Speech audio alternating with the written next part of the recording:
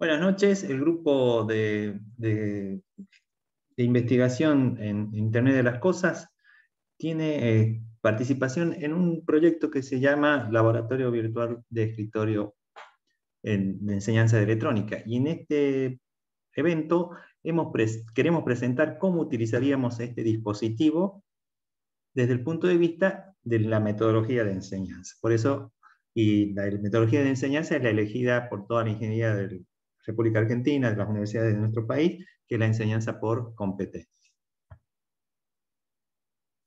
La realización de actividades prácticas de laboratorio constituye una de las bases más importantes en la enseñanza por competencia, porque lleva al alumno a reafirmar lo que aprendió en los teóricos prácticos. Por lo tanto, nuestro laboratorio, que fue creado en principio como un laboratorio de escritorio que iba a ser utilizado en la facultad, en aulas, en bibliotecas o en escuelas de enseñanza media, ahora ha sido reconvertido a un laboratorio de menor costo que el alumno de ingeniería, ¿no? Puede diseñar, puede construir con dispositivos simples que encuentra en el mercado de dispositivos electrónicos e instalar instrumentación virtual en un dispositivo interesante como una computadora o un buen celular. En este trabajo presentaremos no el dispositivo, sino la secuencia didáctica que nos lleve a utilizar el dispositivo. La actividad práctica es una situación de integración de 3 materias, constituye, bueno, es una excusa la actividad práctica, es un circuito denominado Puente H. Bueno, tenemos muy poco tiempo para expresar cómo es este diseño de las clases que van a llevar a esta situación de integración. Son los pasos que están ahí y que están incluidos en las hojas que siguen, en las diapositivas que siguen. Primer paso, redactar los resultados de aprendizaje.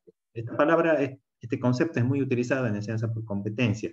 Empieza con el verbo de desempeño, después sigue con el objeto de conocimiento, las finalidades que tiene este resultado de aprendizaje y las condiciones de referencia que tenemos para cumplir este resultado de aprendizaje. Bueno, hay un listado impresionante de consideraciones y recomendaciones generales.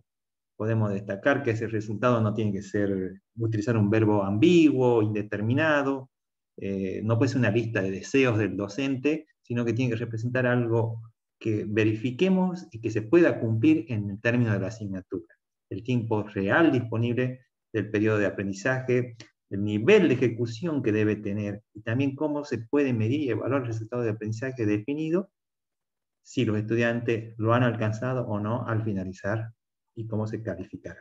Todo eso hay que tener en cuenta en realidad cuando uno redacta un resultado de aprendizaje. Si lo redactamos mal, pasaremos a otros pasos, y cuando hagamos la realimentación podremos redefinir este resultado. Para cada uno de los elementos hay una tabla de taxonomías de Bloom que tiene diferentes niveles de logro y hay una lista de verbos ejemplos para cada uno. Entonces, la idea es no utilizar diferentes niveles en el verbo que me lleven a un nivel alto cuando estas asignaturas, por ejemplo, a las que pertenece esta situación, es de tercer año, entonces hay que tener en cuenta esas cuestiones. Nuestro ejemplo es el siguiente, ahí el verbo de desempeño es analizar, este que está acá abajo de la pantalla. Analizar, ¿sí? Ese es el verbo de desempeño que usamos. Nuestro objeto son circuitos de transitores en operación no lineal para la diferenciación no lineal, perdón. Hasta ahí es el objeto. La finalidad es diferenciación de etapas de conmutación de circuitos simples. Y la condición de referencia es la ley o teoría que nos va a llevar a cumplir esto, que sería mediante la aplicación de las leyes de la teoría de circuitos, ley de Kirchhoff, ley de Ohm, ¿sí? Y la experimentación, ¿sí? La experimentación es importante porque se trata de una actividad práctica. El segundo paso, seleccionar la mediación pedagógica. Esta parte alude a cómo se lleva a cabo el proceso de enseñanza y aprendizaje, que no es simplemente dar el teórico o el práctico. Eso, me voy a dar el teórico. No. El desafío acá es entender que cada una de las herramientas vistas tiene diferentes potencialidades. Y no es hacer lo que nos gusta a los docentes o lo que nos quede más cómodo, sino aquella que sea más efectiva para cumplir el resultado. Por eso es que se centra en competencia. Nosotros elegimos la mediación en función de cumplir ese resultado. Ten en cuenta varias cuestiones que están ahí. Bueno, la mediación pedagógica en nuestra actividad, en nuestro ejemplo, ejemplos de actividades que podríamos utilizar. Mediación magistral participativa, esa ¿qué tiene? Que tiene, se basa en la experiencia, en intercambio, en evaluación diagnóstica, luego hacer o mezclar con resolución de ejercicios rutinarios, al principio bien simples, usando una pizarra que todos veamos, utilizar realimentación. Después puede ser como actividad autónoma, problemas más cerrados o abiertos, que exijan más al alumno para pedir una consulta. Una retroalimentación final de toda esta lección es un one mini paper o preguntas exploratorias para plantear situaciones que puedan motivar a las actividades del laboratorio. Y finalmente está la formación experimental en el laboratorio de acceso local. Es una actividad fundamental porque estamos hablando de una actividad práctica y experimentación. La técnica SQA es cuestionar sobre lo que saben, cuestionar sobre lo que van a aprender y al final de la actividad cuestionar sobre qué aprendieron realmente. ¿Cómo se hace esto? Bueno, se diseña el experimento, la ejecución, la interpretación, las inferencias de los resultados. Luego se sortean las consignas que se realizan mediante preguntas exploratorias. La actividad se materializará al final en un informe con una redacción de un resumen de cada experiencia y, bueno, y eso me va a servir también seguramente para una guía de ejercicio o alguna cuestión y una evaluación. Ahí dice parciales escritos, ese es un error. ¿Sí? Creo que esta actividad estaba pensada con una evaluación oral, cortita nomás. Después de que hicimos los resultados de aprendizaje, establecimos la mediación pedagógica, la planificamos, por supuesto.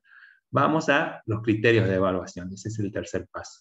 Tenemos que establecer criterios de evaluación que tengan profundidad, alcance y precisión de los resultados de aprendizaje, orientando a cómo se concretizará este resultado.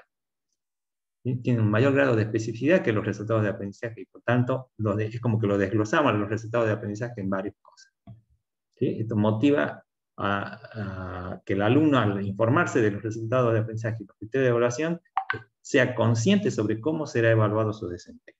Bueno, ahí tienen un porcentaje que no tienen que ver con este ítem, van para un ítem más adelante, pero están presentados ahí los criterios.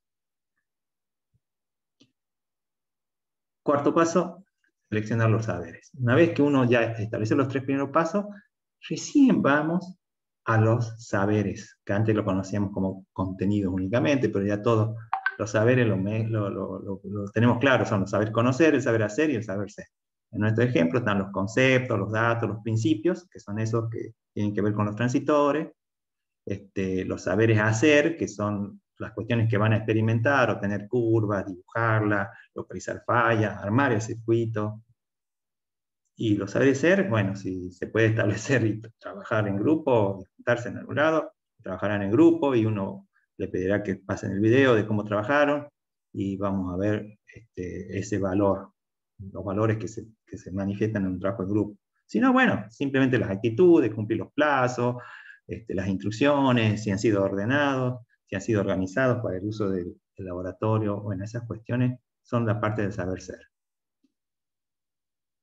Después de esto, de establecer los saberes, el tiempo del alumno. Es muy importante tener en cuenta que hay que tener claro cuánto tiempo va a insumir la enseñanza de este tipo de situación, de cualquier situación. En la enseñanza por competencia tenemos que tener en cuenta que dividir siempre el tiempo que estamos nosotros, los docentes, el equipo docente, frente al alumno, en cara a cara, ya sea por cualquier medio tecnológico, pero ese tiempo que es el que por lo general uno es el que mayormente tiene en cuenta, pero también hay un aprendizaje y una situación donde el alumno está solo. Ese tiempo también es importante planificarlo, pensarlo y ver. Por ejemplo, nosotros, en nuestro ejemplo, tenemos esta proporción ahí indicada de 8 horas con 480 minutos, y tenemos 180 minutos para los minutos frente al profesor y 300 minutos para la actividad propia del alumno, y la dividimos en la parte donde estudia la teoría, realiza ejercicios, planifica, hace fórmulas y todo lo demás, y la parte del laboratorio y la evaluación, porque sí o sí tenemos que recordar que va a haber una evaluación. Y ahí sumamos todo el tiempo que le va a insumir el alumno. Un nuevo paso después de esto de la evaluación, del tiempo del alumno, es establecer el sistema de evaluación y de calificación, ¿sí? Este proceso debe ser presentado al alumno para que, a través de las rúbricas analíticas, para que ellos tengan bien claro cómo son y de qué manera esos criterios de evaluación influyen en la calificación. Entonces hacemos una tabla de doble entrada, donde en las columnas ponemos los criterios de evaluación, en las filas ponemos los criterios de evaluación, y en las columnas ponemos los niveles de dominio que se pide para cada uno de los criterios. De esta forma, que muchos ya la deben conocer, bueno, tenemos cada uno de los criterios, el porcentaje que va a contribuir cada uno, el nivel de logro, novato, elemental, idóneo, experto, son un ejemplo. Información por competencias, hay muchas palabras que podemos poner para cada uno de estos niveles, nivel 1, nivel 2, nivel 3, nivel 4. Siempre tratamos de no poner cosas negativas, ¿sí? Insuficiente, por ejemplo, horrible. Bien, y abajo está cómo podemos orientarnos para la calificación. Ver que hay un puntaje de aprobación, que se podría lograr sin llegar a lo que está sombreado en cada uno de los criterios. Pero no, los alumnos al ver ese sombreado saben que el criterio 1 no pueden estar en nivel novato o elemental, tienen que llegar mínimamente al nivel idóneo. Lo mismo para el criterio 2 y 3, un nivel elemental mínimo, ¿sí? Eso es muy importante, que ayuda un montón a la forma de calificar y hacer las cosas tranquilo y todo claro y sin problema. Por el tiempo vamos a ver los últimos pasos así un poquitito más rápido. Decíamos revisar el alineamiento, eso es como volver para atrás, ver si los resultados de aprendizaje va a poder evaluarse, si ha podido evaluarse, si la evaluación de ese resultado de aprendizaje no ha sido ya enseñado en otra asignatura. Todas esas cuestiones de articulación van acá en el alineamiento, ¿sí? Después de esto, escoger la bibliografía, no antes. ¿Saben por qué? Porque hay muchas veces que el profesor sigue pensando por contenidos y cae en un libro que le gustó más y se guía por ese libro. Por eso no. Primero redactemos todos los procesos, como lo vinimos haciendo, y una vez que ya tenemos las tareas, tenemos la mediación pedagógica, ahí buscamos la mejor bibliografía para cumplir, ¿sí? Entonces, adecuamos la bibliografía a las realidades nuestras. No nosotros nos adecuamos a la bibliografía. Bueno, la formulación del diseño instruccional la dejé bastante corta porque si no, no llegaba con los 10 minutos de exposición, pero es todo el proceso de planificación de la actividad de aprendizaje. En esta medida la docencia dice, y en sus diferentes, requiere el diseño instruccional. Es el proceso de planeación, diseño, implementación y evaluación de las experiencias formativas. Es una tablita que siempre se diseña donde aparecen todos estos elementos. En este caso, es más un diseño instruccional, es más para toda una asignatura. Nosotros estamos estructurando una clase con una determinada situación. Entonces, me pareció mejor mostrar qué pasos lleva a estructurar la clase. Y se tienen que cumplir todos estos ítems de un cronograma estructurado bueno. Indicar fecha, listado de cada una de las actividades, indicación del tiempo, ¿sí? Tiene que haber al lado de la actividad cuánto tiempo insume. El docente es responsable de cada actividad, tiene que estar, bueno, pueden estar estas y casi todas, o la mayoría, cuánto es actividad de aprendizaje autónomo, cuánto es actividad posterior de la clase, cuándo es el momento de evaluación, y también la contingencia por si hay actividades no cumplidas, cómo las recuperaría. Si ponemos todas este tema de la estructura de la clase, nos sirve como una herramienta para nosotros como profesores y también para nuestros alumnos para planificar sus semanas y organizarles. Finalmente, los últimos puntos eran aplicar y evaluar el impacto, revisar y aplicar un nuevo diseño instruccional. Siempre hablando del diseño instruccional, bueno, sí, tenemos que volver atrás, planear, hacer cómo se aplicaba este sistema, este diseño, verificarlo y finalmente analizar los impactos de cada aplicación y a partir de ello tomar nuevas decisiones y si hay que rediseñar, se rediseña. Bien, por el tiempo, hasta acá llegamos. Muchas gracias a todos por escucharnos y cualquier duda que tengan, no duden en dirigirse a nuestro equipo de investigación.